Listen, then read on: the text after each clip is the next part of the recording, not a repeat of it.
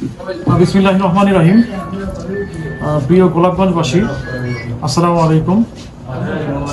আমি মীর মোহাম্মদ আব্দুল নাসের, আপনাদের গোলাপগঞ্জ থানার অফিসার ইনচার্জ হিসাবে সদ্য যোগদান করেছি। গতকালকে থেকে গোলাপগঞ্জের ওসি হিসাবে নিয়োগ লাভ এবং আপনাদের সাথে আপনাদের সেবায় নিয়োজিত হতে পেরে আমি নিজেকে ধন্য মনে করি। মহান আল্লাহর অশেষ রহমতে আপনাদের গোলাপগঞ্জবাসীর নিকট আইন শৃঙ্খলা রক্ষার দায়িত্বে নিয়োজিত হয়েছি। এজন্য আল্লাহর কাছে অশেষ আল্লাহর রহমত এবং প্রশংসা করি।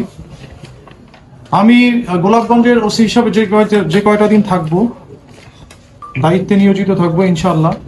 এতটুকু আপনাদেরকে আশ্বস্ত করতে চাই যে গোলাপগঞ্জের আইন শৃঙ্খলা রক্ষায় আমি আমার সর্বোচ্চ মেধা, শ্রম, সর্বোচ্চ প্রজ্ঞা এবং পেশাদারিত্বের সাথে আমি আপনাদের আইন শৃঙ্খলা রক্ষায় দৃশ্যমান উন্নয়ন করতে সক্ষম হব, এটা আমার বিশ্বাস। আপনাদের কাছে এটা আমার প্রত্যাশা, আপনারাও আইন শৃঙ্খলা রক্ষায় অবশ্যই আমাকে সহযোগিতা করবেন। গত কয়েকদিন আগে যে ঘটনা, এ বিষয়ে আমি অত্যন্ত দুঃখের সঙ্গে জানাচ্ছি যে যারা এখানে শহীদ হয়েছেন, আমি তাদের আত্মার মাগফিরাত কামনা করি।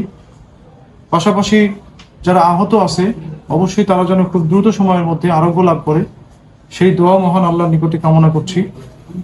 পাশাপাশি যে সমস্ত পরিবারের সদস্য হারিয়েছে, সেই শোক সন্তপ্ত পরিবারের প্রতি গভীর সমবেদনা ব্যক্ত করছি।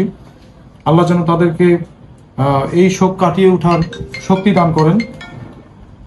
সবচেয়ে বড় কথা, আমি এই গোলাপগঞ্জের আইন শৃঙ্খলা রক্ষায় আপনাদের সহযোগিতা নিয়ে এই গোলাপগঞ্জকে একটি অপরাধমুক্ত গোলাপগঞ্জ তৈরি করতে চাই। অনেকেই বলে যে আমি মাদক মুক্ত দেখতে চাই, অনেকেই বলে যে আমি জুয়া মুক্ত দেখতে চাই, অনেকেই বলে যে আমি বিভিন্ন কিছু মুক্ত দেখতে চাই। আমি এক কথাই বলি যে আমি গোলাপগঞ্জকে অপরাধ মুক্ত গোলাপগঞ্জ দেখতে চাই, একটা মডেল গোলাপগঞ্জ দেখতে চাই। এজন্য আপনাদের সহযোগিতা প্রয়োজন। এককভাবে থানার কোনো অফিসার বা শুধুমাত্র অফিসার ইনচার্জ কখনোই একটা উপজেলার আইন শৃঙ্খলা এককভাবে নিয়ন্ত্রণ করতে পারে না। এজন্য সবার সহযোগিতা দরকার।